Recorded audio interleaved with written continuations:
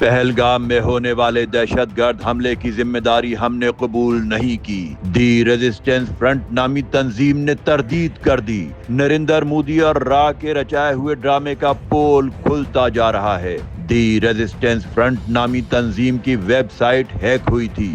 بڑا انکشاف سامنے آ گیا۔ اگر اس حملے میں کشمیری مجاہدین ملوث نہیں تو پھر کون ہے؟ یہ راز ہم فاش کریں گے۔ جی ہاں، اصل حقیقت یہ ہے کہ پہلگام حملے کا ٹارگٹ نہ تو بے گناہ سیاح تھے اور نہ ہی ان پر حملہ کسی مسلمان تنظیم نے کیا تھا۔ اس حملے کا اصل ٹارگٹ تھے کیرالا ہائی کورٹ کے یہ 3 ججز،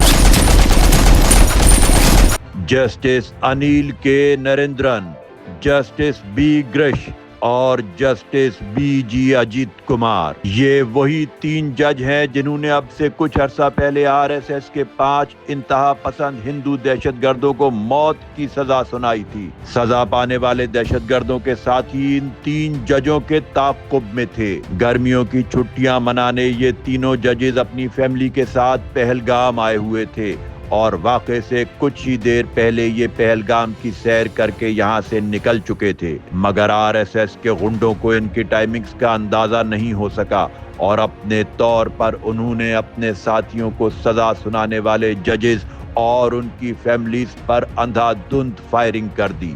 بھارتی اخبارات ٹائمز آف انڈیا اور دی ہندو سمیت تمام اخبارات نے جائے واردات پر ججز کی موجودگی کی خبر ضرور شائع کی ہے، مگر ان اخبارات کو یہ بتانے کی اجازت نہیں کہ RSS کے دہشت گردوں کا اصل نشانہ یہی ججز تھے۔ بھارتی میڈیا جھوٹ پر جھوٹ والی پالیسی کے تحت پہلگام حملے کی ذمہ داری پاکستان پر ڈال رہا ہے، مگر بھارت میں موجود آزاد میڈیا کو پتہ ہے کہ اصل ٹارگٹ کون تھا اور اصل دہشت گرد کون ہے۔